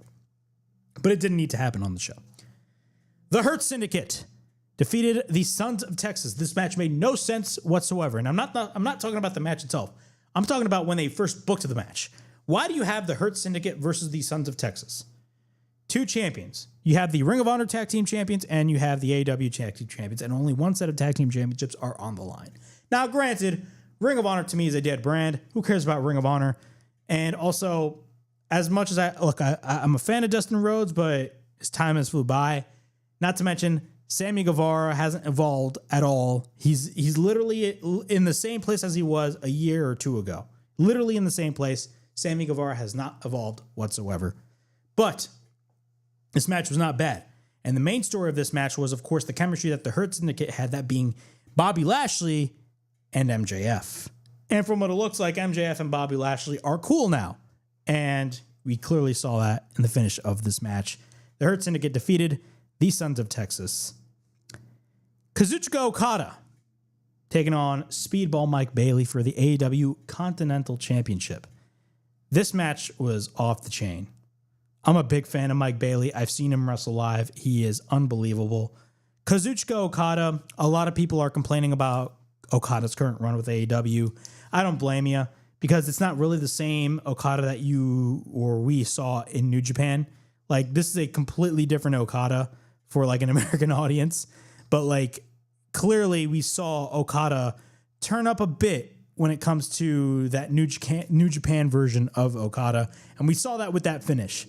That finish was fantastic. And I posted my reaction on social media about, of course, Speedball Mike Bailey wanting to do that shooting star press. He actually goes for the shooting star press, but Okada counters with that dropkick, then hits the Rainmaker out of nowhere, gets the 1, 2, 3. That was a fantastic finish. That is the Okada that everybody wants to see. That is the Okada that everybody wants to see. And it was obvious that Okada was going to retain the Continental Championship. It was clearly obvious. Like, if you thought Kazuchika Okada was going to lose the Continental title, you're clearly out of your mind because, of course, AEW is building towards Kenny Omega versus Kazuchika Okada at All In. That's one of the rumored matches right now, and it's obvious that it's going to happen. AEW already has made teases for Okada versus Kenny Omega. It's bound to happen. It's bound to happen.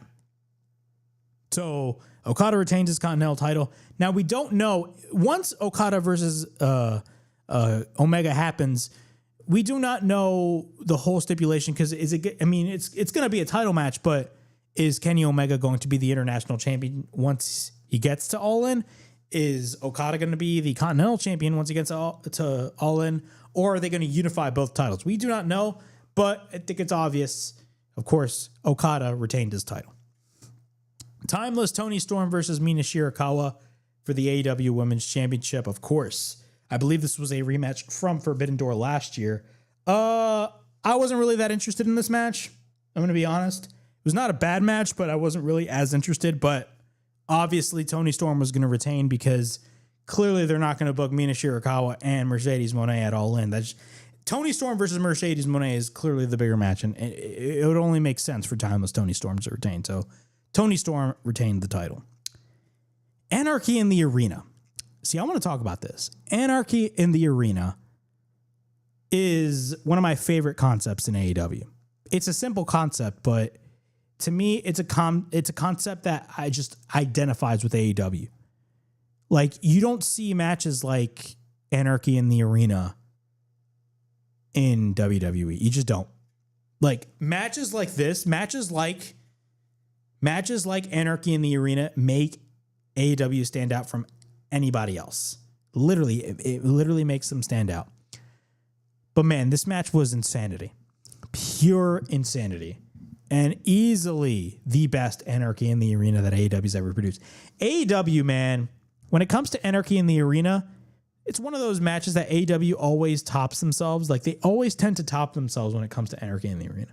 Always tend to top themselves. Like, every single Anarchy in the Arena that happens is always better than the last one. And I feel like that's going to be a continuing trend as we get, to later years when it comes to this match. But Anarchy in the Arena to me signifies what AEW is all about. The alternative. And this embodies what an alternative should be. The fact that they would have music playing. Like, I remember back in 2022, they had, of course, what was it? They had Wild Thing play. Then last year they had, of course, what was it? Last year they had Final Countdown play during Anarchy in the Arena. This year they had two songs playing. The first song they had playing was I'm So Excited. And of course, if you guys don't know why they played that because, of course, that was the theme song for Dynamite, for the first Dynamite of 2025. But a lot of people hated that theme song. So they kind of wanted to make fun of that idea. But then when Kenny Omega had the microphone and he's like, let's play some 2000s. And this guy plays Drowning Pool, or this guy plays Let the Bodies Hit the Floor by Drowning Pool. Dude, the place went crazy. It was like a whole concert. I've always said this. I don't go to concerts, even though I listen to rock. I don't really go to concerts, but wrestling shows are the equivalent to rock concerts to me. And this match felt like a rock concert. When they played Let the Bodies Hit the Floor by Drowning Pool, dude, the place went nuts. The place literally went nuts. The whole crowd was standing up, going crazy, and singing all of the lyrics from Let the Bodies Hit the Floor, or Bodies by Drowning Pool. It was insane. Crazy. The fact that AEW or Tony Khan was willing to pay money to license that song for this match, dude, Tony Khan is goated. And that's not me kissing his ass. That's just me telling the truth. That is GOAT status. I don't care what anybody says. That was awesome. That was awesome. And they played that song for like 5 times. They played Bodies by Drowning Pool like 5 times in a row. It was crazy. Now, normally, Anarchy in the Arena has a track record of having the heels go over, but in this case, the babyfaces actually went over. Swerve Strickland, Kenny Omega, Willow Nightingale, and the Ops won Anarchy in the Arena, as they should.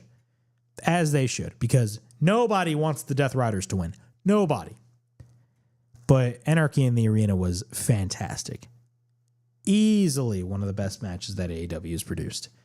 Anarchy in the Arena, again, embodies what AEW is all about. The alternative. The alternative. You will not see a match like this on WWE programming. I am sorry. AEW just, like, WWE is just not cool like that. I mean, they're cool, but, like, they're not as cool as this. Moving on. We had one match that definitely did not need to take place on this show, and clearly it was a death sentence for this match. From the moment they announced this match after Anarchy in the Arena, everybody was like, oh my God, we got another match. Can we just go straight to the main event?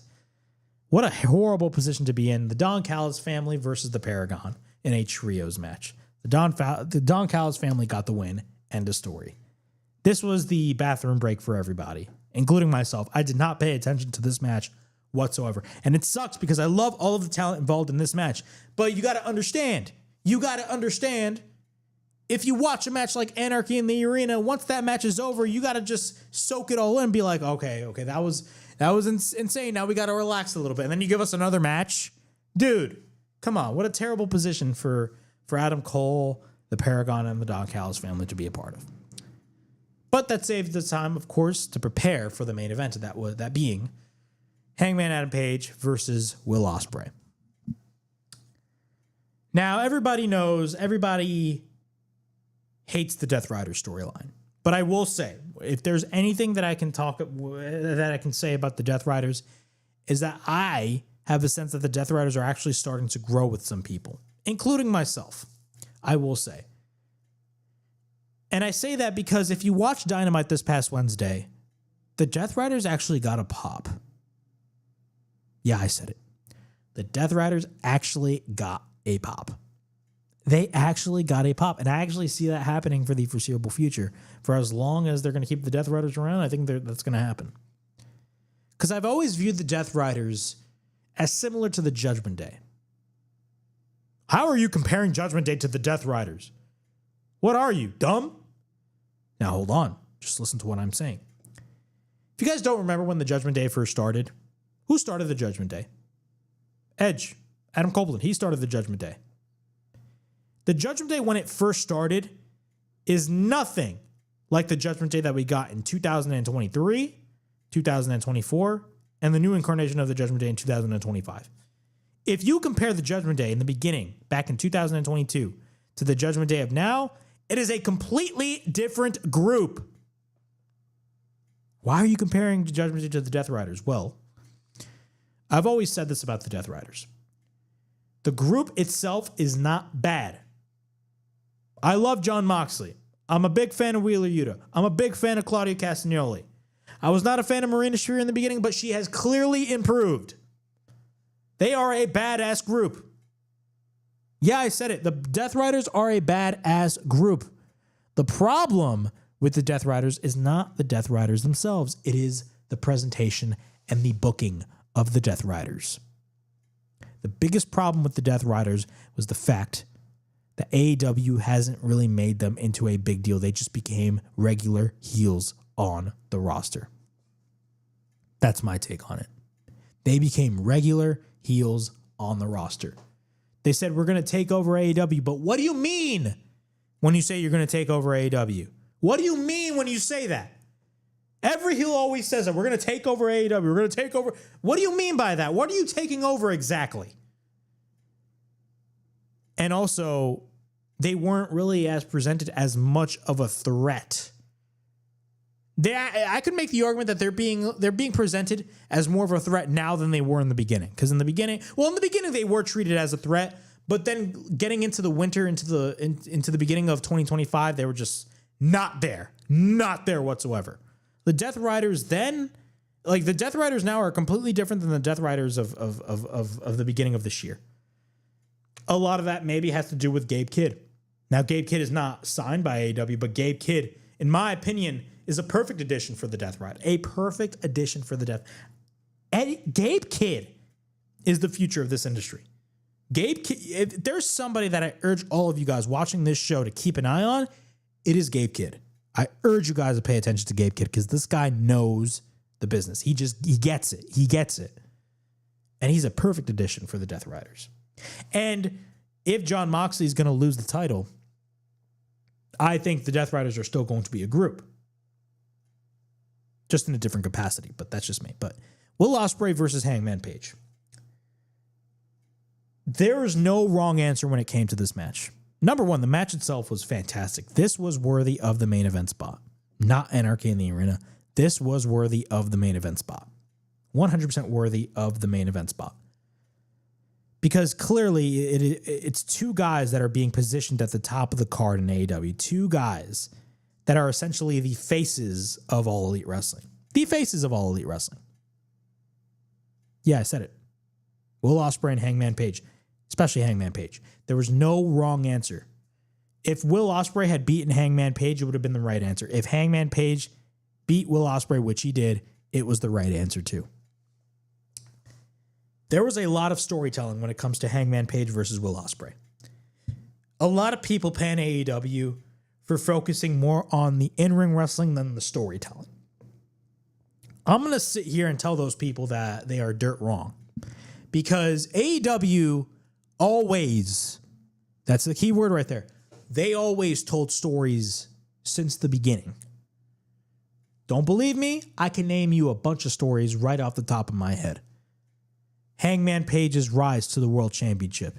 He tag teams with Kenny Omega. They win the tag team titles. They lose the tag team titles. Then they split. Hangman Page keeps drinking. Meanwhile, Kenny Omega turns heel, becomes the world champion. Then Hangman has no friends. He gets kicked out of the Elite, and then he joins up with the Dark Order. That is a story in and of itself. MJF and the Inner Circle, that was a story. That was a long-term story. You could say it was a little bit too long, but that was a long-term story. Swerve Strickland versus Hangman Page. Swerve Strickland versus Hangman Page. That is one of the... At a time when AEW was at a down period, that was one of the feuds that literally kept AEW interesting for a lot of people. I know it was for me. I mean, the matches, the wars that Hangman Page and Swerve Strickland had were insane. And you could say that the feud with Hangman Page and Swerve Strickland only elevated Hangman Page to where he is now. And now he is a babyface. And rightfully so. Hangman Page and Will Ospreay delivered a match of the year contender. AEW always delivers match of the year candidates and match of the year contender. They always do that. But this match was different because, again, the stakes were high for this match, and they made it abundantly clear that the stakes were high in this match the Wednesday, the Go Home Dynamite before this pay-per-view. If you watch that segment between Hangman Page and Will Ospreay, you know what I'm talking about. But both men in this match delivered 110%. I'm telling y'all, this match was insane. This match was awesome. There was a point in the match where Hangman Page hit the Angel's Wings. Of course, Hangman Page in kayfabe retired Christopher Daniels in that Texas Death Match. What was it, on Collision? But that was a great callback. Like, dude, Like, I believe Will Ospreay hit the JML driver at one point. Like, bro, there was a lot of storytelling in this match. A lot of storytelling in this match. And both guys, whoever won this match was going to be the right decision, regardless. Hangman Page beat Will Ospreay and is going to be facing Jon Moxley at All In. This was a fantastic main event, and by far the best main event at a time where the last few AEW pay-per-views did not have great main events. And a lot of that was involving Jon Moxley. I thought the match with him and Swerve was not really that great. Granted, the outcome was even worse because a lot of people were complaining about that. I wasn't complaining about that, and I still stand my ground when it comes to that. But the match with Jon Moxley and Adam Copeland wasn't great. The Orange Cassidy versus Jon Moxley match at Full Gear, which I attended, wasn't that great. What was it? The 4-way match that took place at World's End wasn't that great either. Like, AEW throughout the last couple of pay-per-views had a track record of terrible main events. And this match basically redeemed them from that.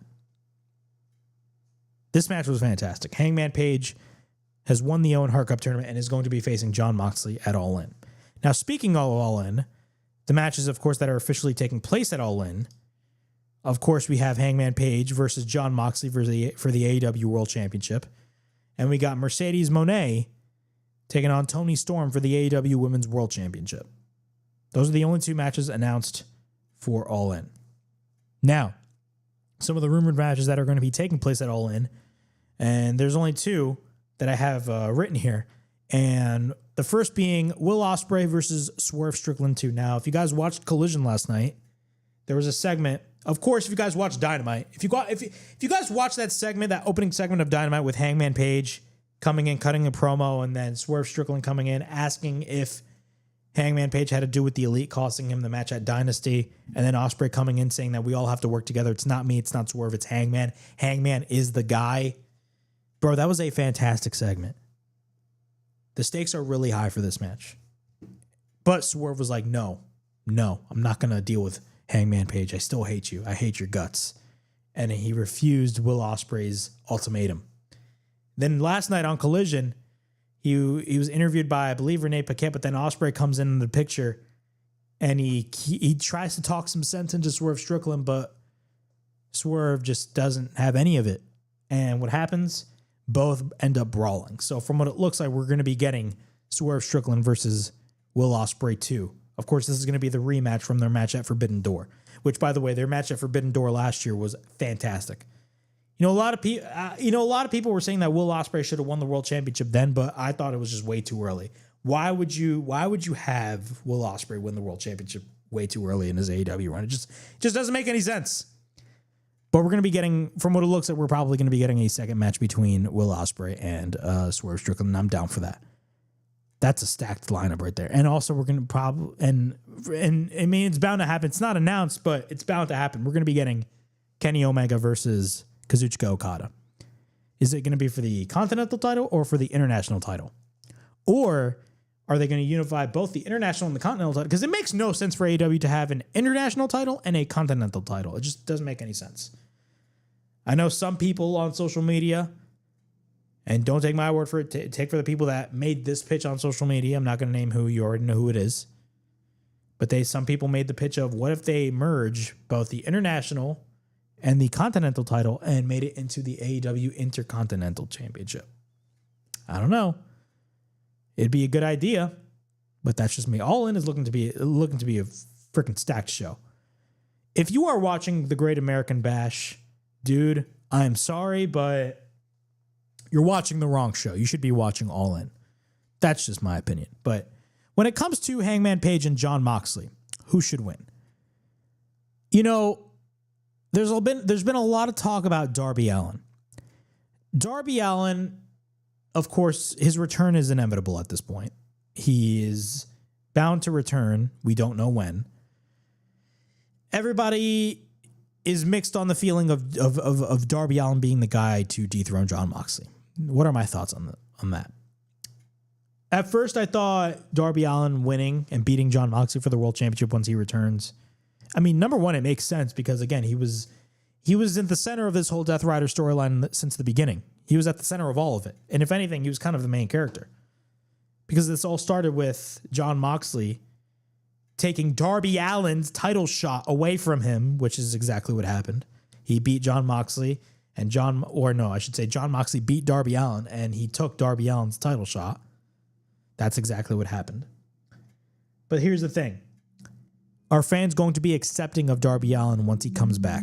If Hangman Page, for any specific reason, if Hangman Page loses to Jon Moxley, which I don't see being the case, and I think there'd be major backlash if Hangman Page loses. If by any chance Hangman Page loses and Darby Allin comes in for the save, are fans going to be accepting of Darby Allin as the guy? Darby Allin is a likable guy. Darby Allin, I don't think will ever get booed. That's just me. Fans may think differently. But is it really a good look for a guy that decided to take time off because he's going to climb Mount Everest? He can do what he wants to do. I'm not crucifying him or anything. But don't you think it's a bad look for a guy that has voluntarily taken time off, coming back only to be given the world championship? Do you think that is a good look? I don't think that is going to be a good look, considering AEW has built up Hangman Page for months at this point. They have built Hangman Page up. So what are my thoughts? What is my opinion? Who do I think should win at All In? I don't care what anybody says, man. Hangman Page is the guy. Hangman Page is the man, not Darby Allin. He's the guy. I may be totally wrong. Maybe Hangman Page loses, but he loses in a way that actually makes sense. I don't know. It all depends on what AEW does at All In. It really depends on that. My opinion may change. But at the moment, right now, Hangman Page should be the guy to dethrone Jon Moxley. That is it. He should be the guy. He should be the guy. That is it. Why are you going to risk Hangman Page for another Jon Moxley win? Fans are tired of the Death Riders. They just are. The storyline flopped. It did. It did, with all due respect. As much as I love the group itself, the storyline flopped. And you have to put the blame on AEW Creative. You just have to. The storyline flopped. You got to end it.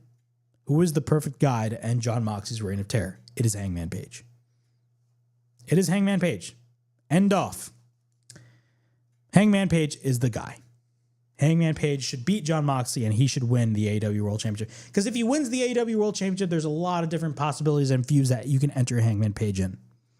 Hangman Page is a bigger star now than he ever was in his entire career. Yeah, I said it. He is a bigger star now than he was in his entire career. Because AEW has booked him tremendously. Ever since the feud with Swerve started in late 2023, all AEW was doing was just building up Hangman Page to get to that top level again. And that is exactly what they have done. So Hangman Page should be the guy to dethrone Jon Moxley. Moving on our last topics right here on the WrestleHavoc podcast. Of course, we are going to be running through the cards for Money in the Bank and Worlds Collide. Run it real quick with Worlds Collide. These are the matches that are announced. Of course, we have Legado del Fantasma versus El Hijo del the Dr. Wagner Jr., Pagano, I think that's how you call it, and Psycho Clown. Stephanie Vaquer and Lola Vice will take on Delays and Chick Tormenta from AAA. Ethan Page, who just beat Ricky Saints. I keep calling him Ricky Starks. I still call him Ricky Starks. Ricky Saints for the NXT North American Championship will defend his newly won title against Javon Evans, Ray Phoenix, and Laredo Kid for the North American title. I'm definitely excited for that match. And of course, the newly won AAA Mega Campeon, the AAA Mega Champion, he beat, just fairly recently, he beat Alberto El Patron. Clearly shows WWE's mentality when it comes to Alberto Del Rio or Alberto El Patron. They clearly did not want him as champion. He's going to be defending his title against Chad Gable, a.k.a. El Grande Americano. I'm telling y'all that match is going to be a banger. Moving on, quick rundown of this Saturday's Money in the Bank. We got Lyra Valkyria defending her Women's Intercontinental Championship against Becky Lynch. This is an interesting feud. I'm definitely excited for this. And the stipulation is that if Becky Lynch loses, she will no longer challenge for Lyra's Intercontinental Championship. We have the women's Money in the Bank match, as Alexa Bliss will take on Rhea Ripley, Roxanne Perez, Julia, and Naomi. Naomi actually recently qualified this past Friday on SmackDown. And we have another spot left for the Money in the Bank ladder match. And this week we actually got a women's Money in the Bank qualifying match, as Stephanie Vaquero will take on Liv Morgan and Ivy Nile in a triple threat match. I'm crossing my fingers Stephanie Vaquero will get the win. She deserves to be a part of Money in the Bank. The men's Money in the Bank match, we got Seth Rollins versus Solo Sikoa versus LA Knight versus Penta versus Andrade versus To Be Determined. And of course, we got a qualifying match this Monday on Raw in a triple threat, as CM Punk takes on AJ Styles and also takes on El Grande Americano. So we got another triple threat match. I think it's obvious that CM Punk is going to get the win in this match. As much as I like AJ Styles, as much as I like El Grande Americano, clearly CM Punk is the bigger star. He's going to be involved in this match. And it's an easy, segue to get to John Cena versus CM Punk, which I think is going to be the SummerSlam match, or I should say the SummerSlam main event. I think they're going to book John Cena versus CM Punk. Because if you really think about it, because John Cena has up until December. He has up until December. And by December, he's already going to be a babyface. He's going to eventually turn back as a babyface. I think the feud with a match with CM Punk is going to be John Cena's last match as a heel. But that's just me. And of course, we got the main event. Cody Rhodes and Jey Uso versus John Cena and Logan Paul. As you guys know, Money in the Bank is taking place this Saturday at the Intuit Dome. And they need a lot of course, influencers and all that stuff. And a lot of celebrities are going to be there, considering it is in Los Angeles. So, of course, you're going to have John Cena team up with Logan Paul. Even though I'm not excited for this match, I understand why they booked this match.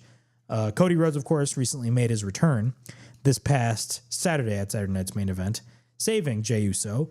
And, of course, now they're teaming up together. What are my thoughts on this match again? Not as excited, but I understand why they are booking this match. I'm more excited for the men's Money in the Bank match than ever because, normally these Money in the Bank matches are great. But nonetheless, this should be a pretty entertaining show. I'm very excited to see what WWE does for Money in the Bank. And, of course, the implications as we head towards SummerSlam, that being in August. But, yeah, that was the WrestleHavoc podcast from June 1st, 2025. We definitely talked about a lot on this edition of the show. Of course, it is episode 6 of the WrestleHavoc podcast, and this concludes this week's edition of the show. We talked about R-Truth. We talked about Mariah May. We talked about WWE Counter Program. We talked about Vince McMahon. We talked about everything, bro. We talked about everything on this show. But that's what we do right here on the WrestleHavoc podcast. So without any further ado, please like, subscribe, comment down below, push that bell for notifications, and be on the lookout for more videos right here on the WrestleHavoc channel in which we discuss everything in and outside of the squared circle. Make sure to like and subscribe for more content. And as the freaking referee would say, ring that damn bell for more notifications.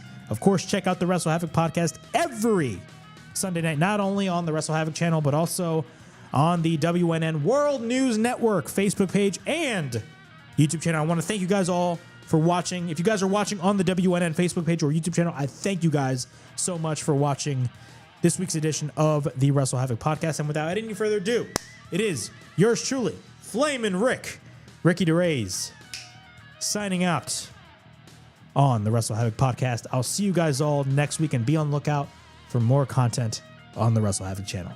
Peace.